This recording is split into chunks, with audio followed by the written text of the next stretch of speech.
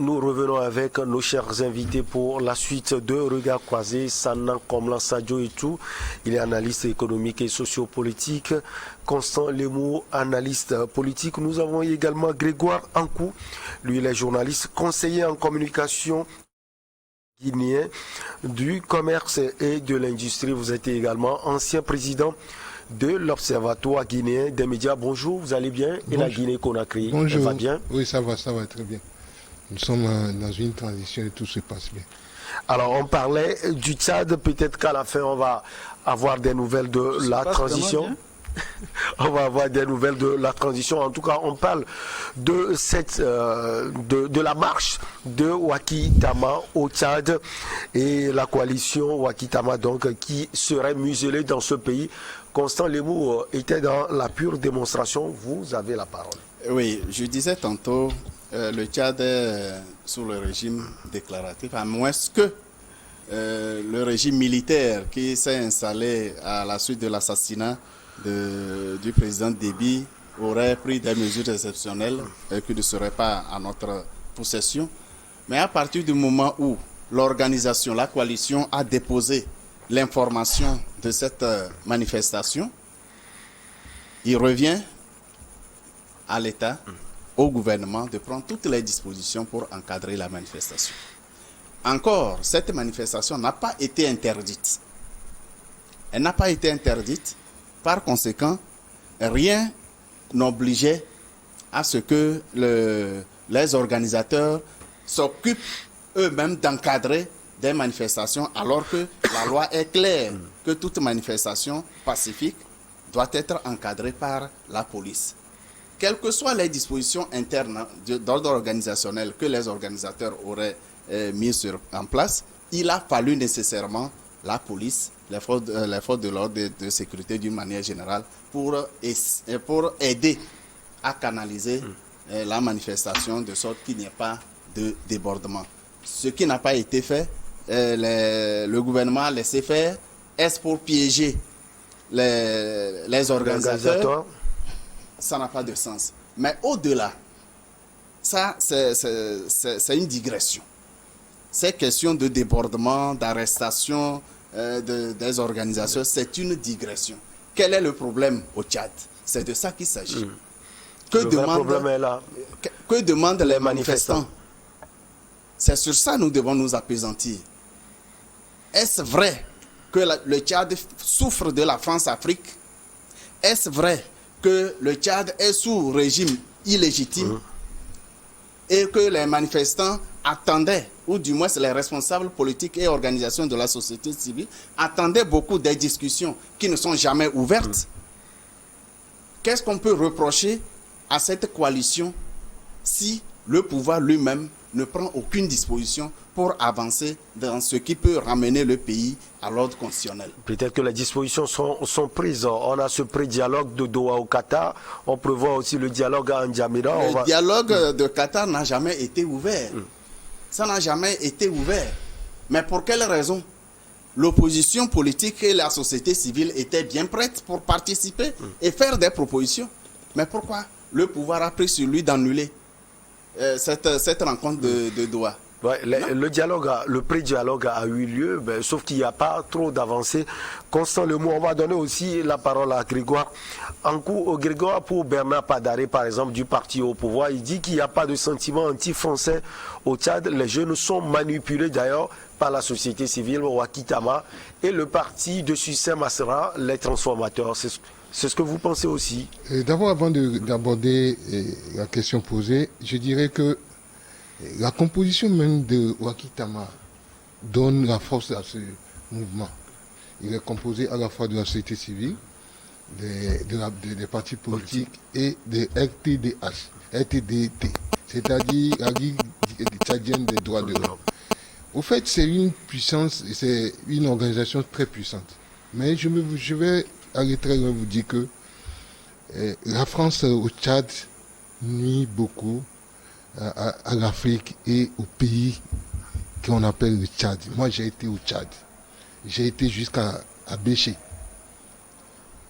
Et vous avez vu la France nuire à Béchir? Bien sûr, parce que je vais vous dire une chose. Vous voyez l'impact de la politique Tu ne verras que française des au Tchad. chars, des armes, des avions de combat dans le désert.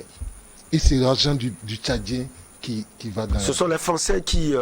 Mais on était, vous étiez là quand autant de... Déby? Non, Hissène Habré.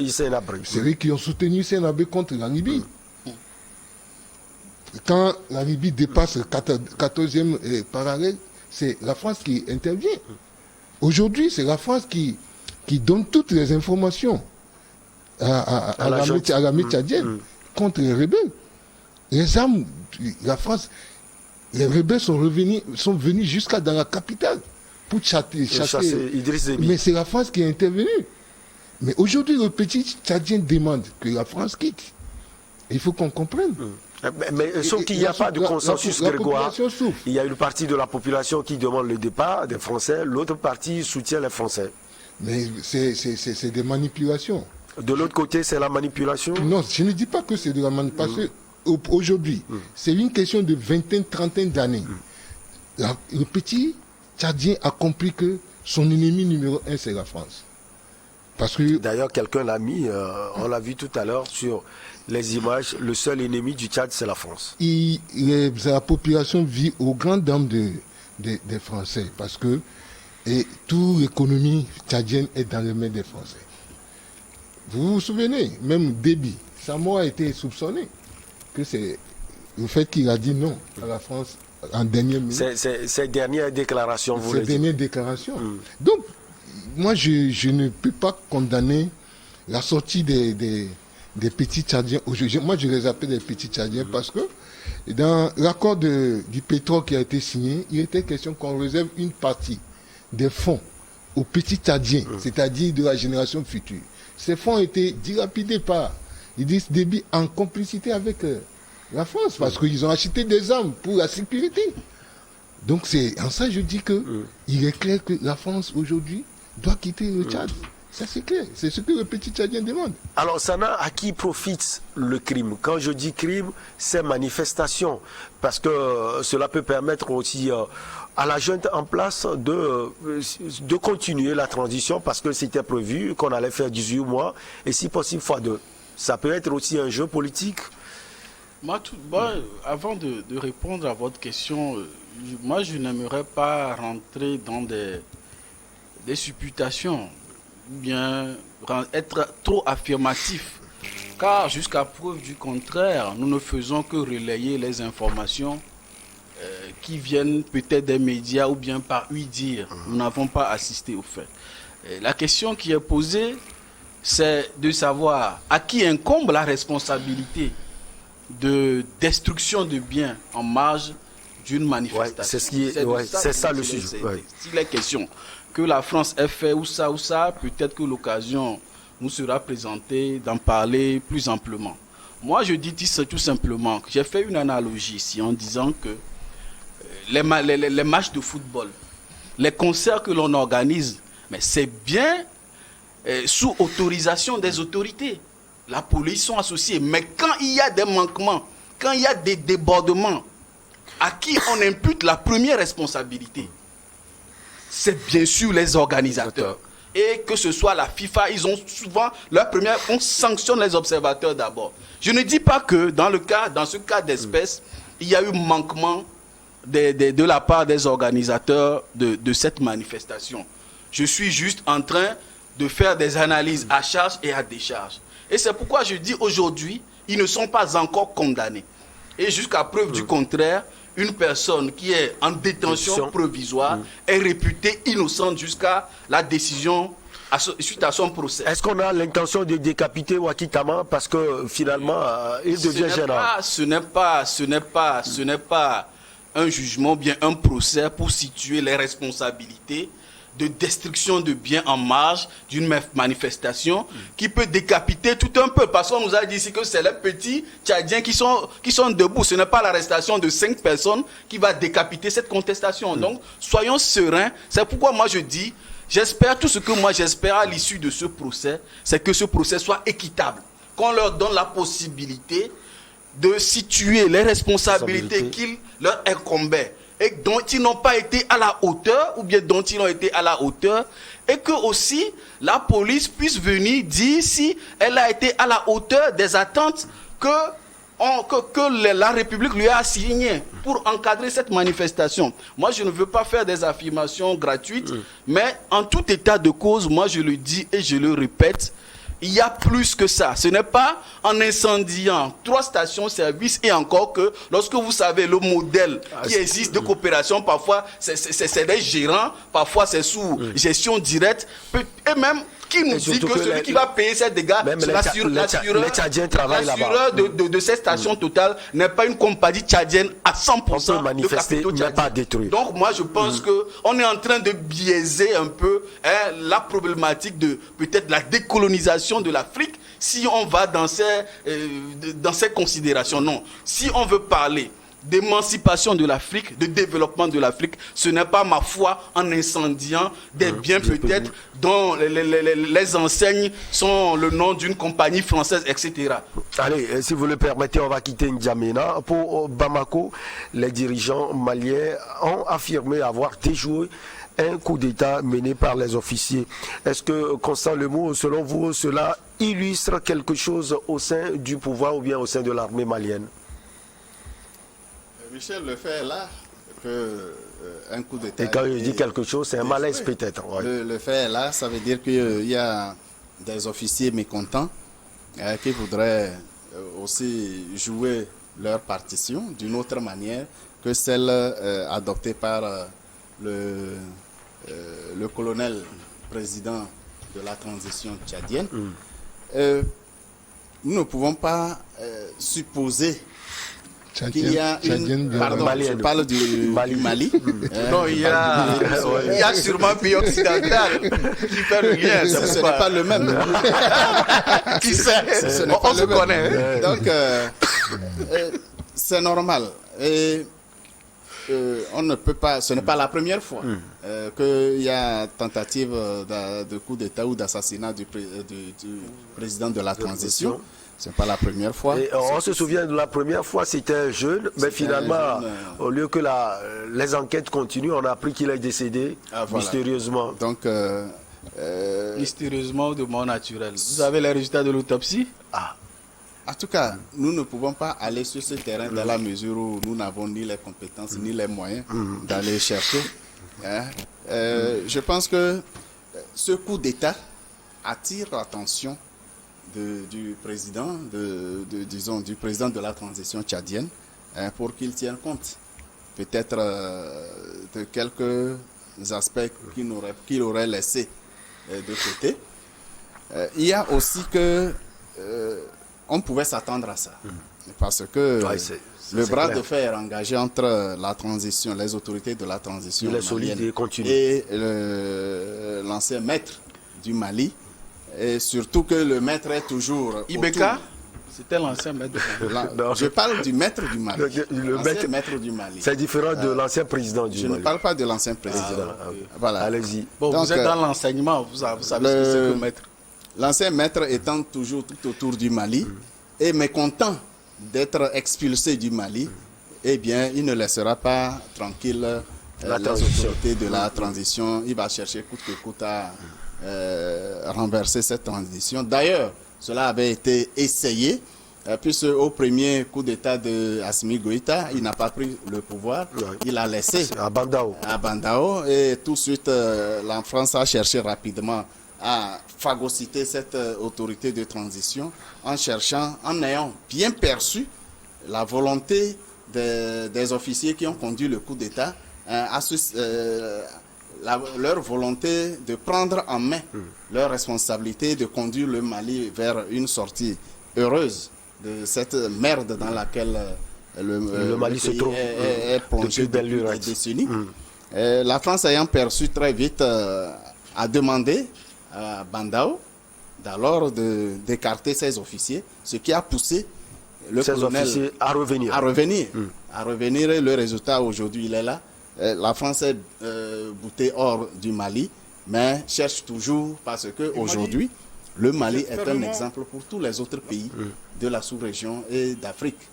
par rapport à la politique française en Afrique, eh bien le Mali a donné le bel exemple, quitte à celui qui, au président ou aux autorités ou aux populations des autres pays d'en prendre conscience, d'analyser la situation et de prendre les mesures qui s'imposent.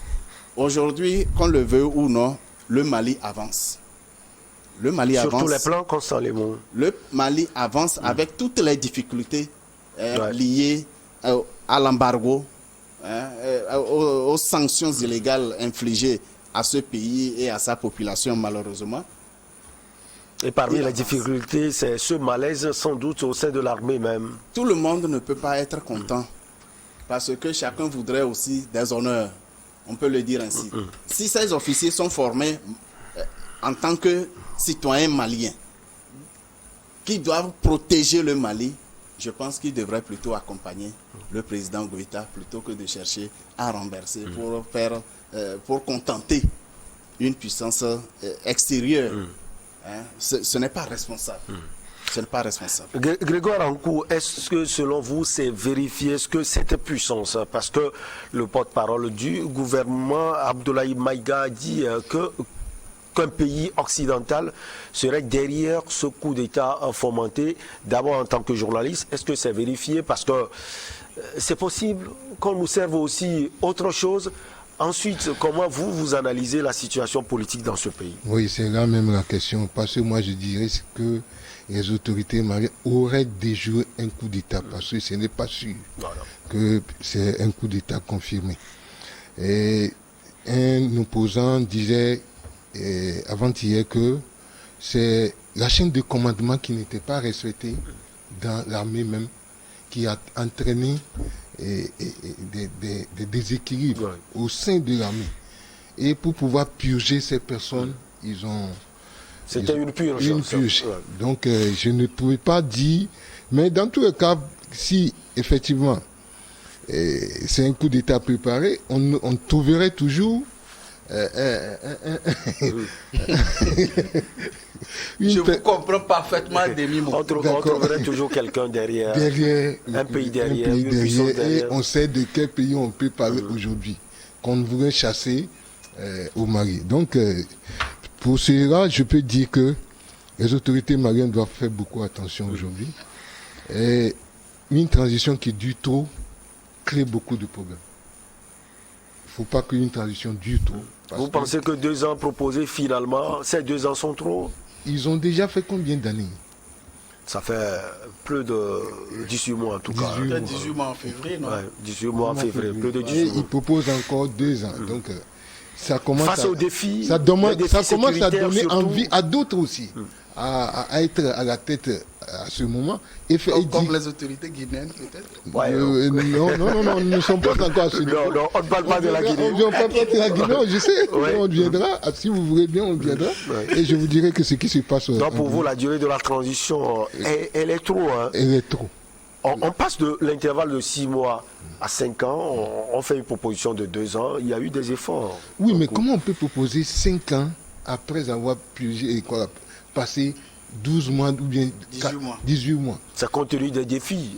Ce qui veut dire qu'on les défis sécuritaires surtout. On sent le goût du pouvoir. De la part. Le militaire aussi. Donc il faut qu'il fasse attention. C'est très important. Et ce coup d'État doit donner l'alerte. C'est un signal. Un signal pour dire allons-y vite, quittons la tête du pouvoir. Sinon, autre chose arriverait. Alors, Sana, vous prenez la parole. Est-ce que c'est la même question, hein? Est-ce que c'est un malaise au sein du pouvoir de Bamako? Je pense que la question ne mérite pas d'être posée. Lorsque vous voyez la fréquence des coups d'État au Mali, il y a toujours eu des malaises au sein de l'armée malienne. Parce que le pays, depuis plusieurs années, une décennie, est en proie à des groupes armés terroristes. Et vous voyez que la haute hiérarchie, certains parmi la haute hiérarchie de connivence avec le pouvoir exécutif détournent les moyens qui sont alloués pour, comment on appelle ça, acquérir des moyens logistiques conséquents pour faire face à la menace. Donc cette division de l'armée malienne ne date pas d'aujourd'hui et cela ne devrait pas vous étonner. Mais comme l'a dit monsieur Ankou, Grégoire. Oui, il faut être prudent.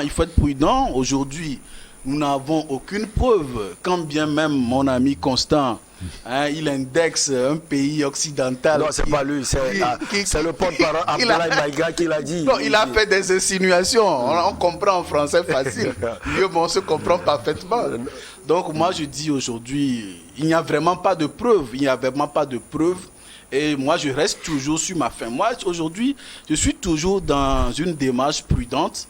Et ça peut être vrai, ouais. Ça peut être faux. Pour le moment, nous sommes dans l'attente de voir. Nous sommes dans l'attente de voir l'évolution. Mais moi, sincèrement, concernant le problème de la durée de la transition, et quand bien même on peut considérer que presque rien n'a été fait lors des 18 mois avant qu'ils aient proposé les 6 à 5 ans, aujourd'hui, d'une manière générale, on peut considérer que des gens qui voulaient aller jusqu'à 5 ans s'en tiennent à 24 mois. Je pense des efforts qui sont faits. Que des efforts ont été faits et que l'UEMOA, fort de l'arrêt de la Cour de justice de l'UEMOA qui demande un sursis à exécution, doivent revoir leur position et, n'est-ce pas, c'est-à-dire essayer d'assouplir ces sanctions en attendant que la CEDEAO puisse rapidement conclure un accord avec les autorités maliennes.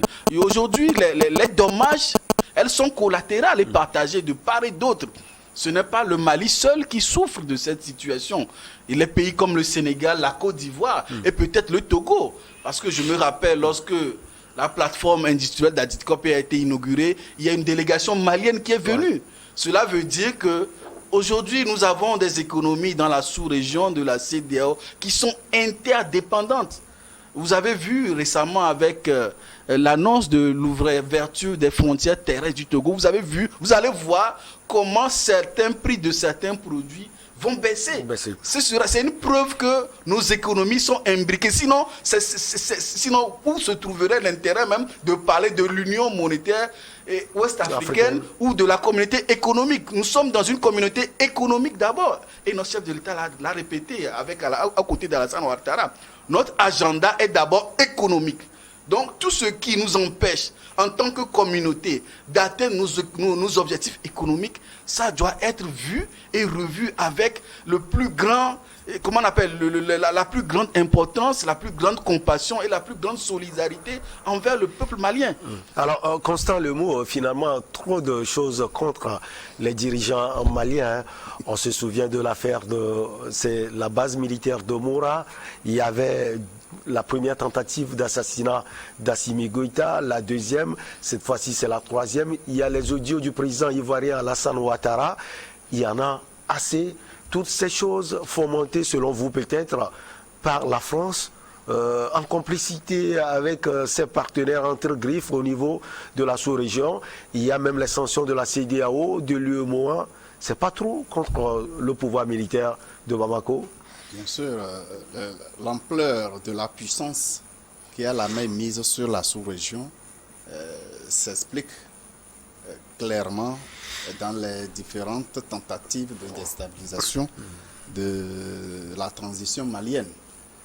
Qu'il y ait un certain dysfonctionnement dans la hiérarchie militaire, c'est qu'il y a problème. La hiérarchie militaire n'est pas n'importe laquelle. Dès lors qu'il y a une faille créée, très vite, ça conduit à la déstabilisation. Très vite. C'est pourquoi, au niveau militaire, le respect de la hiérarchie, la discipline, la surveillance de chaque élément des forces de l'ordre et de sécurité est stricte. Donc c'est ce pays occidental qui arrive à percer, selon vous, la puissance militaire de Bamako? Je ne vous apprends par le truchement peut-être de certaines personnes. Que les officiers des armées de notre sous-région sont formés soit en Russie, soit en France. Je ne vous informe pas non plus que les officiers formés en France prennent l'engagement de défendre les intérêts français dans leur pays. Dans un document écrit? Bien sûr, ici, vous pouvez vous renseigner chez les officiers de notre armée qui sont formés en France. Vous allez comprendre. À partir du moment où un certain nombre d'officiers de l'armée malienne sont formés en France, avec cet engagement à la fin, Eh bien, aujourd'hui, la France, ayant perdu le contrôle sur le Mali, ça se comprend aisément qu'il y ait de l'agitation. Ça ne me surprend pas. Et donc ce groupe serait pro-français, si on peut le dire, sans doute. En tout cas, lorsque la liste sera nommément établie, vous verrez l'évolution, ou du moins le cursus de ces officiers, et cela permettrait de comprendre leur attitude. Oui, c'est très simple. Ensuite, concernant... n'est pas... Il termine, vous prenez la parole. Concernant la durée du mandat. Pendant 18 mois, la transition n'aurait rien fait. Ouais. Qu'est-ce qu'elle aurait pu faire pendant ces 18 mois où il fallait d'abord se battre pour son existence d'abord. Il fallait régler son bras de fer avec la France. Pendant ce temps, qu'est-ce que la transition pouvait faire?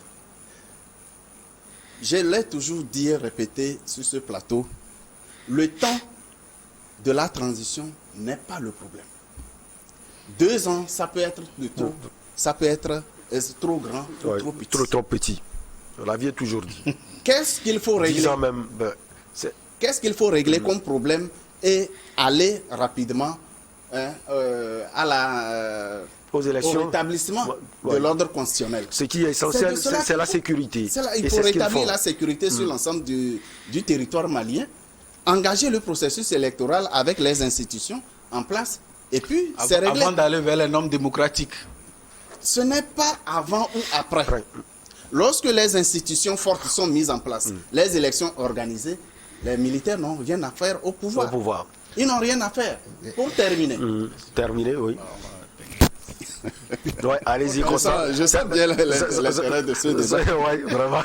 Pour terminer, coup d'État supposé ou non, je m'en tiens à l'information officielle.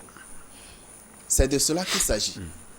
Maintenant, je suis très content que Sana et moi, on s'accorde que les sanctions infligées par la CEDEAO sont illégales et ne tiennent en rien ni dans les textes de la CEDEAO, ni dans le protocole additionnel. Alors aujourd'hui, je suis très content que vous êtes prononcé positivement. Au lieu qu'on se masturbe tout le temps à justifier l'injustice. Je sais que ce côté vous a tellement... Oui, vous avez 1 minute. Oui, je lui aussi aura 1 minute. Il m'a un peu donné envie de parler sur ce problème encore. D'abord, je dirais que si les gens ont passé, la junte a passé 18 mois sans donner un chronogramme des élections, ce qui veut dire qu'ils ont passé des temps à faire du n'importe quoi. Pas de n'importe quoi. Écoutez, excusez. Nous sommes tous des événements. Non. Parce que si vous avez dit que vous devez faire 18 mois. Dans les 18 mois, vous n'avez pas pu même donner le chronogramme. Mais secondo, qu'est-ce qu'ils ont fait? Ils ont demandé 5 ans. Avec un chronogramme précis. Non, c'était pas 5 ans précis, c'était un intervalle. Maintenant, on vous accorde 2 ans. Vous dites que c'est possible que vous pouvez aller. Ça veut dire que vous n'avez pas de précision dans votre programme. 5 ans, on vous ramène à 2 ans. Si vous acceptez, ce qui veut dire que vous n'avez pas de précision. Non, ce sont eux qui ont proposé 2 ans. Non, c'est pas eux qui ont proposé. La CEDEAO qui a proposé maintenant. La CEDEAO, par contre, est contre les 2 ans même. La CEDEAO n'a pas de 18 mois. Eux, ils veulent 24.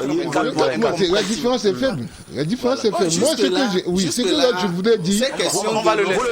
Vous le permettez, on marque la pause pour le journal.